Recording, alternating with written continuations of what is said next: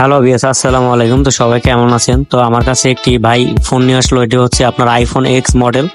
তো এটি সমস্যাটি হচ্ছে আপনার ওয়াইফাই কাজ করে না এবং ব্লুটুথ কাজ করে না। তো আমি আজকে কাজটি করব, আপনারা দেখতে থাকুন।